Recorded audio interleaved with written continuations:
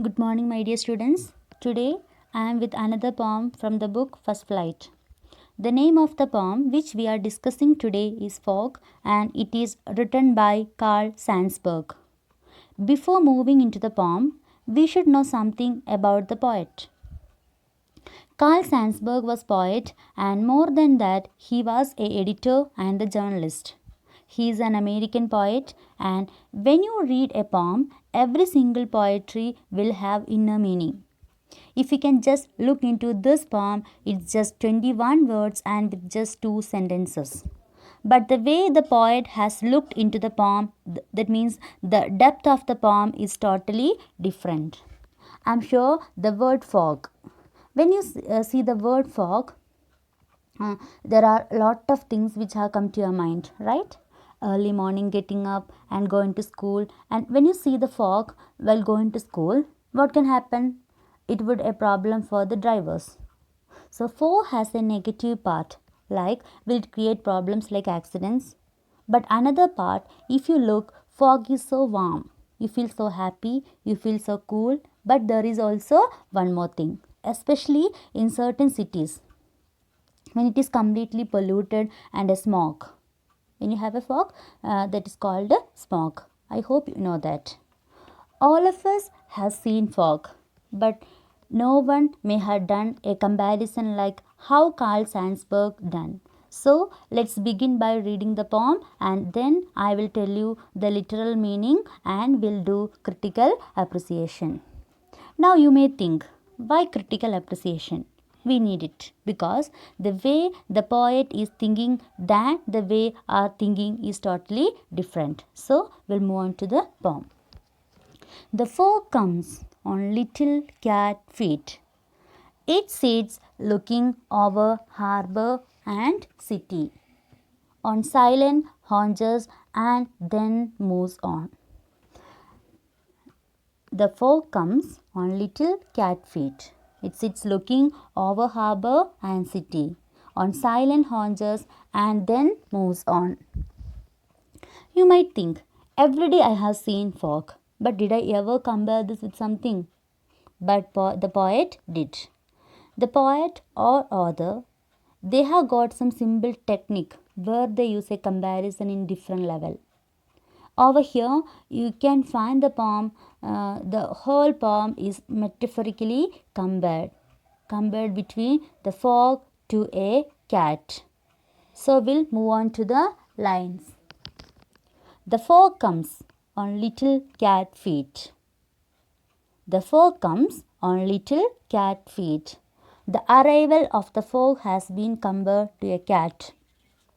If you have a cat as a pet, you might be knowing the cat always walks on its paws and it's very soft. So it doesn't make any sound. So very silently it moves and enters your house.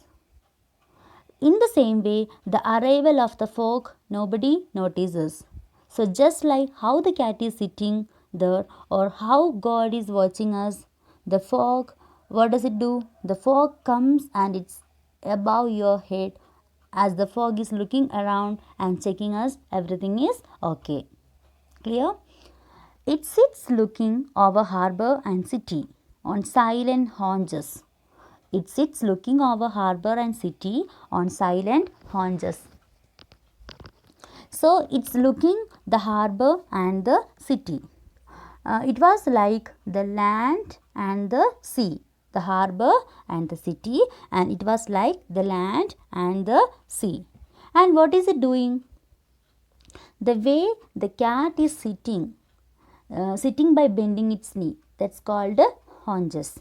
Sitting by bending its knees. The way the cat is sitting very comfortably, the cat sits very comfortably on the floor, just like that. Even the fog is also very comfortably sitting and looking each of the thing what is happening in the harbor as well as the city. And then moves on. And then it speaks about the departure. First, it talks about the arrival of the fog. Now, it speaks about the departure. So in the first two lines, it speaks about the arrival and nobody knows. And in the last lines, it speaks about the departure. And also the departure also nobody knows. In between the lines, it speaks about someone is watching. You just imagine that someone is watching us without a knowledge. How do you feel? You feel so bad. So in this poetry, actually, you can compare to a lot of things. Here, the poet is trying to say that the arrival of the fog is compared to a cat. The arrival of the fog is compared to a cat. It arrives and nobody knows. It arrives and nobody knows about it. And it just watches us. How are things going on? And it just leaves without anyone's knowledge. So the fog comes and goes. Okay, so and it just watches how are things going on, and it just leaves without anyone's knowledge. This is actually the literal meaning of the poem. Now I would like to move on to the critical appreciation of the poem. First thing is the title of the poem. Title of the poem is Fog. What do you mean by a fog?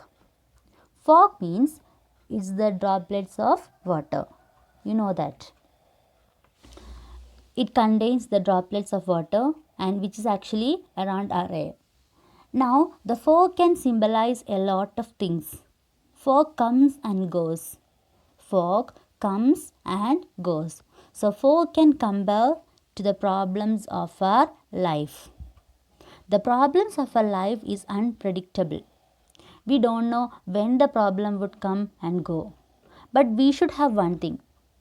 If we have confidence, everything is going to be perfect and we can overcome and we can able to shine in our life. So here the fog comes and goes. Fog can compare to the problems of our life. So if we have confidence, everything is going to be perfect. Okay.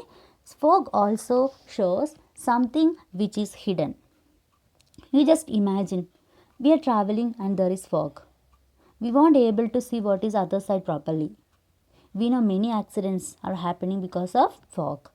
We won't be able to see the other side. It is hidden. It is hidden. So we can just compare the fog to something which is hidden. That may be our problems in life.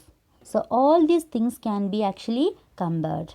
So hiding something. Problems have been hidden. So all these things are connected with the title. So it can be the hidden things or it can be the negative things. It can be the hidden things or it can be the negative things.